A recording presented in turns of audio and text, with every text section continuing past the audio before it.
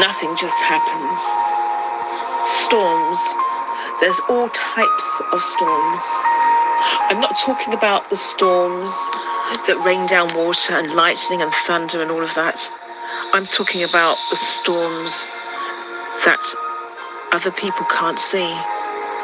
The undetectable storms, the storms that make people think you haven't been through anything. Because you get up off your bed every morning and you put on your hair and you put your makeup on, but they don't know. You put your smile on just as you put your makeup on. Has anybody ever gone through a secret storm? See, when you're going through a physical storm, somebody will hand you an umbrella or a raft or some help or some assistance because they are aware of your suffering. But when you're going through a secret storm, there is no comfort there because nobody knows what you're dealing with in that secret storm.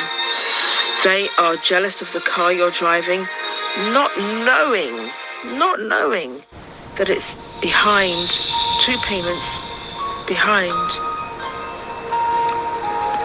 They envy the position that you're promoted to, but they don't know you cannot even rest at night, that you can't even sleep at night because you've got all types of pressure and responsibilities on you, that all of a sudden you are in a storm and nobody even knows it. And when we get into a storm, we have a tendency to wonder, where is God? Job said, I looked for him. He was there just a minute ago, but I cannot find him now.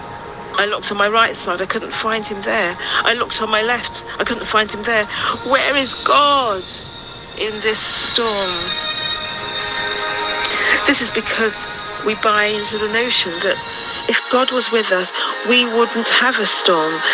If God was really with us, we would be happy. If God was really with us, everything would go smooth. That if God was really on our side, we wouldn't have any family problems, any physical problems, any health problems. If God was really with us,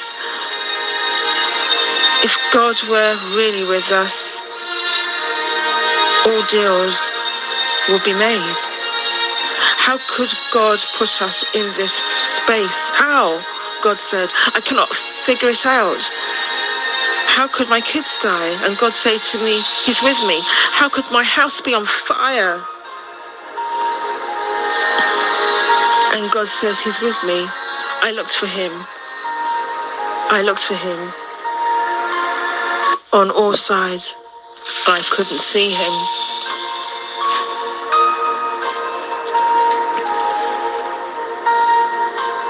I wish I had time to talk about what do you do when the clock is against you and you have enough wisdom, and if you had enough wisdom to do it all over again, but you don't have enough time to do it over again. What would you do when you miss your season and you miss your window of opportunity? What do you do when you know that you've got the desire and the passion to do it, but you look in the mirror and the wrinkles in your face and the sagging in your body then says, you do not have the time to do this over again. I don't have the time to do it over again. I don't have a second chance to do it. My life's over. There's no way. I don't have enough to give. There are people that when you start running out of time, you get buried. You get desperate. You start to push people away from you because they're asking something of you that you don't think you can give anymore. I wish I had time.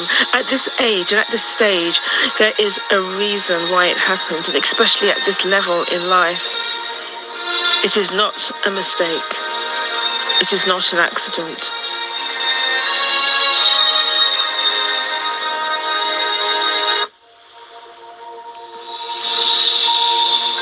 It is not an accident. At this stage, there's a reason why it happened, especially at this level in life. It's not a mistake. It's not an accident. God didn't fall asleep on the job and the devil came in and wrecked your course. No, God never sleeps. He never slumbers. He is in complete control.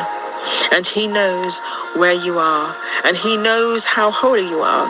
He knows how much time you've spent. He knows what happened to you. He knows who walked out of your life. He knows who betrayed you. He knows who molested you. He knows who wrecked you. He knows who rejected you. He knows where you are in your life right now. And he knows about your decrees and your degrees. And he knows you dropped out of school. He knows about your health of your child. He knows about your condition of your neighborhood. Understand all that and tell yourself nothing just happens. Your mistakes were in his will. Your trouble was in his will. Your failure was in his will. I don't care what you went through.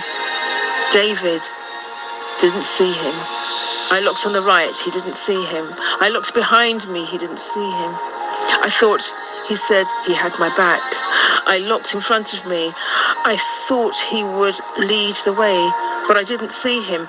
But you cannot see in a storm. That's why he told you you have to walk by faith and not by sight. You cannot see in a storm.